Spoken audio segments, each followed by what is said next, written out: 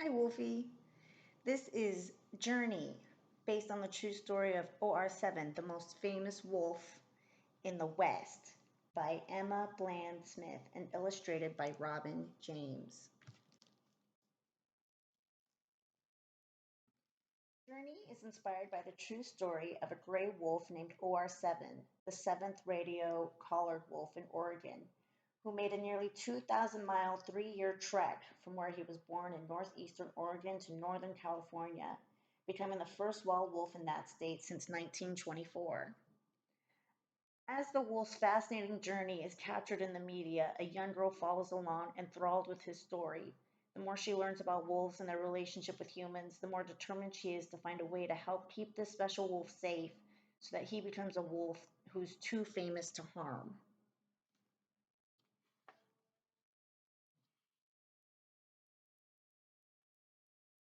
The wolf took one last look at his mother and his father. This sweet smelling forest of pines and firs had always been home. But he was grown now. But he was grown now. Most of his brothers and sisters had already left to start their own families. It was time for him to do the same. He began to walk slowly away. If he stayed close to home in these woods that he knew so well, life would be easier. But as he peered into the distance, he felt an unexpected thrill. What was out there? What lay past the mountains? He walked faster into the unknown.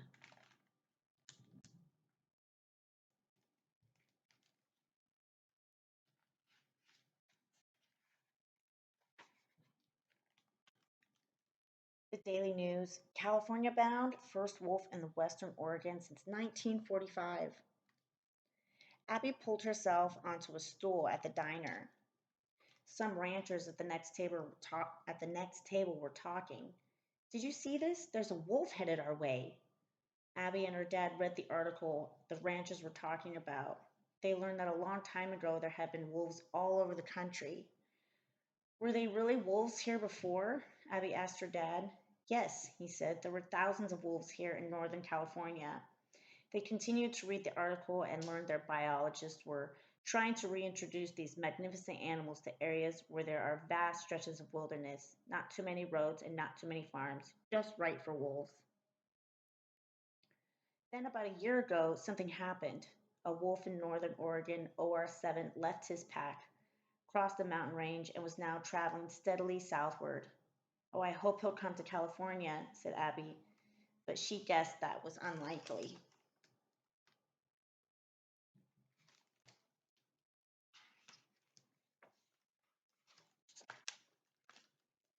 The wolf stepped over some fallen trees. His sharp ears heard a low click, and he turned his head toward the noise.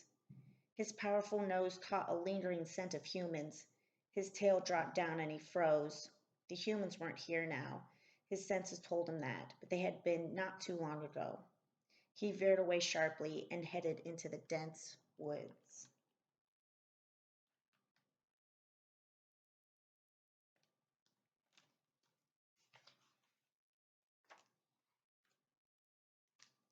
Abby froze with her spoonful of cereal halfway to her mouth. The wolf stared out at her from the television screen, the first photo of him ever. So that's what he looks like, Abby thought. The photo had been snapped by a hunter's hidden motion sensor camera near Butte Falls in southern Oregon, just 38 miles from the California border. Dad, look, Abby said happily. She turned and grinned at her dad. He wasn't grinning back. That poor fella better be careful, Dad said quietly. Abby's smile disappeared as her dad explained that while most people were excited to welcome back this shy visitor, others thought that the wolf would hunt their sheep or cows and that it should be chased away or worse. Abby was so worried she could barely sleep that night.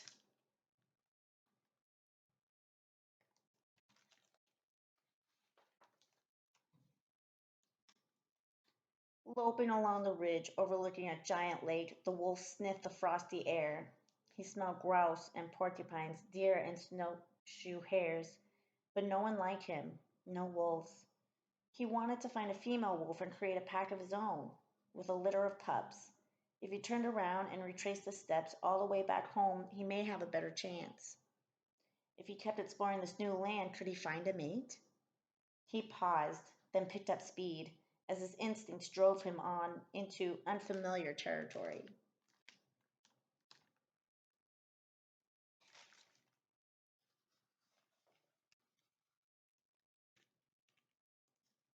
He crossed the border. Abby could hardly believe it. For weeks now she had been following the wolf's route on the internet. The last update said he had been near Critter Lake in Oregon. Today she learned that he had finally made it into California, becoming the first wolf in the state in almost 100 years. Excitedly, she struck a new thumbtack onto the map on her wall. Going back to the computer, she scrolled down on the screen and read comments from other readers. Many people were happy about the wolf, but others were afraid, and that fear was turning into anger. That wolf better keep away from my farm or else, one comment read. Abby knew what that meant. The wolf was in danger. Was there anything she could do to help?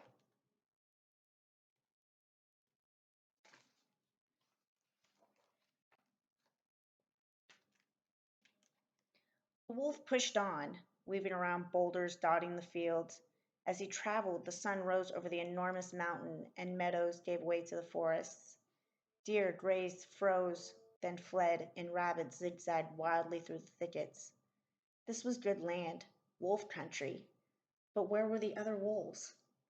Wolves live better in packs, not alone. Hunting is more difficult alone. Sleeping is more dangerous alone. The wolf had to find a companion, and soon.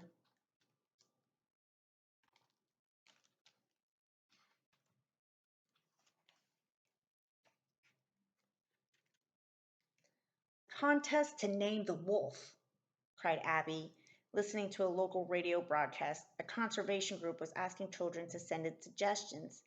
This could be her chance to help him. She got out her notebook and a pencil.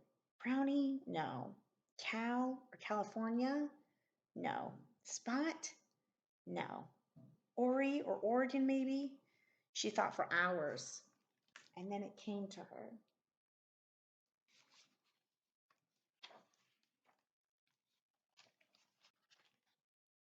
One day, after he left the mountains for the flat, dry plains, the wolf spotted an animal in the distance, racing through the sagebrush.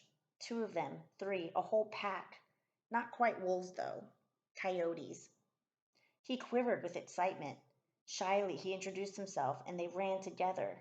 Could he make a pack with those creatures?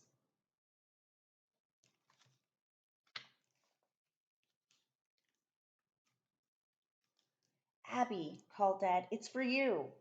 Hello. Abby wasn't used to getting phone calls. Her confused look became a smile as she turned to her dad and said, They chose Journey. They chose my name. After that, the news spread like wildfire. Wildfire. Within days, the whole world seemed to know about Journey the wolf. That week, Abby's teacher taught a lesson on gray wolves. Her cousin in New York called to say they'd read about Journey in the paper. Even her grandparents, far away in Mexico, heard the news. Journey was famous, too famous to harm, just as the contest organizers had planned. Abby hoped he would be safe now. Back in her room, Abby studied her map. The trail of thumbtacks showed that Journey had turned around. He was still in California but heading north, and that made Abby nervous. Would Journey stay here or head back? Now all of the world people were watching, listening, and hoping.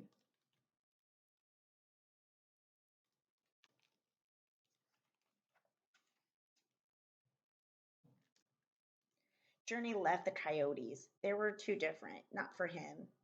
He left the plains behind and roamed. Week after week, month after month, he spent his days exploring, always looking out for other wolves. What was that shadow? Only an eagle. And that smell? Only a bobcat.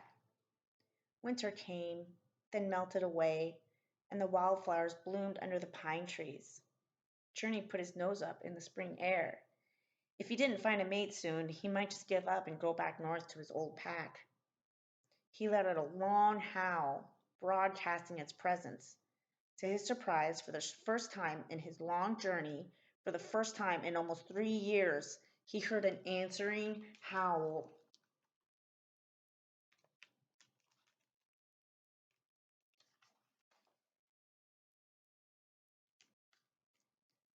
There's a girl wolf. Abby stared at the newspaper. A wildlife biologist had taken photos of Journey and another wolf, smaller than him and jet black. A female. They were in Oregon, just on the other side of the California border. Journey didn't go all the way back home. He was still nearby. With a little detective work, scientists figured out that the female wolf was like Journey. She was a long way from home, a traveler. Had Journey found what he was looking for? Did this mean he would stay? Maybe Journey's story was just beginning. Maybe wolves were here for good. Maybe one day Abby and others would actually be able to see one of Journey's descendants or hear wolves howling in the distance in the night.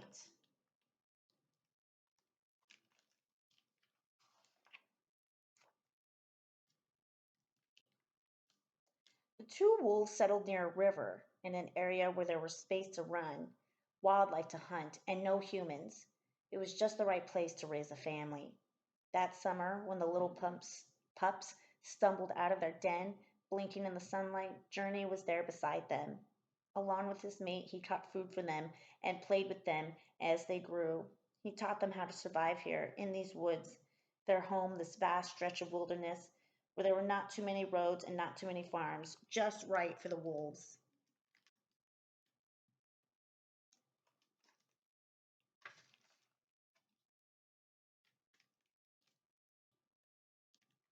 The real Journey. OR7 is a real gray wolf who was born into the Imnaha Pack in northeast Oregon in 2009.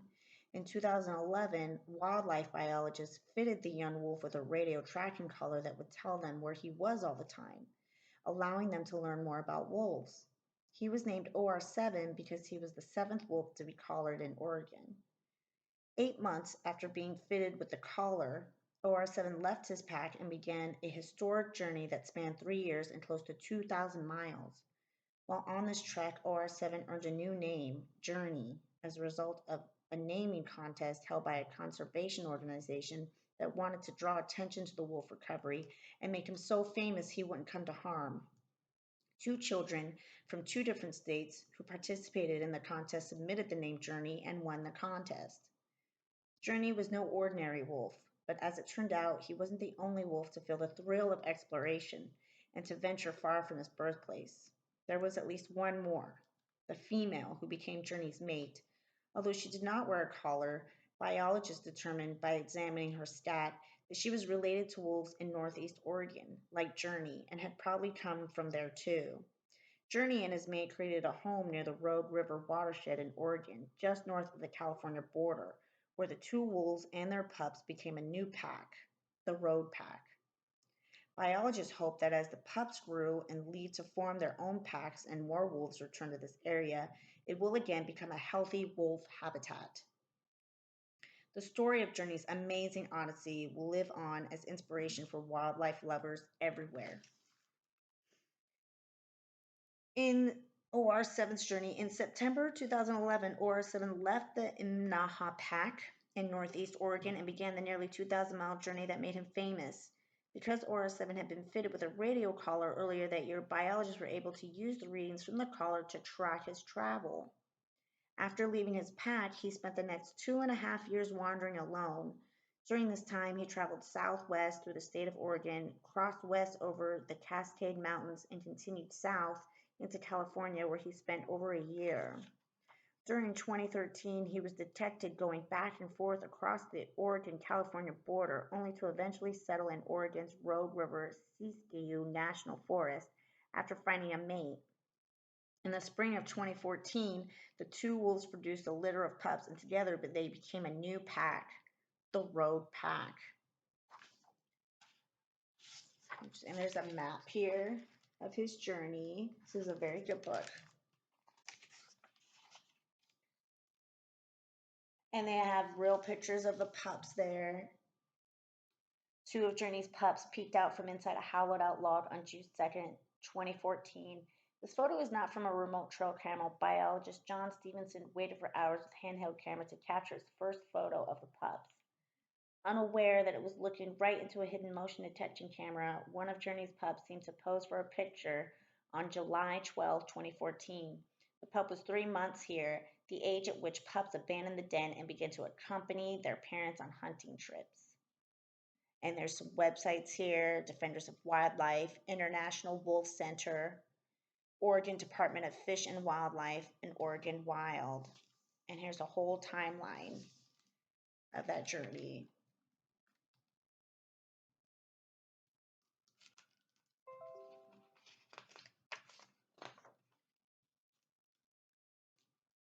For my parents, Sally and Roger Bland, and my grandmother, Marjorie Roos Bland, who's gifted me their love of wild things. To my husband, Randy, for his endless love and support, allowing me to do what I love to do. RJ. And there's a lot more you can get out of this book, too. Get all that. Thank you. Emma Bland Smith is a librarian and writer living in San Francisco with her husband Alex and their children, Everett and Kate. This is her first book for children. She has written nonfiction book for adults, San Francisco's Glen Park and Diamond Heights, and has contributed to Sunset and other magazines. Learn more about her at emmabsmith.com. Robin James has illustrated more than 85 books, including all of the titles in the much-loved Serendipity series, a native of the Pacific Northwest. She lives with her husband in Snohomish, Washington. Learn more about her at robinjames.net. The end. The wolf pushed on, weaving around boulders, dotting the fields. This was good land, wolf country. Would there be other wolves?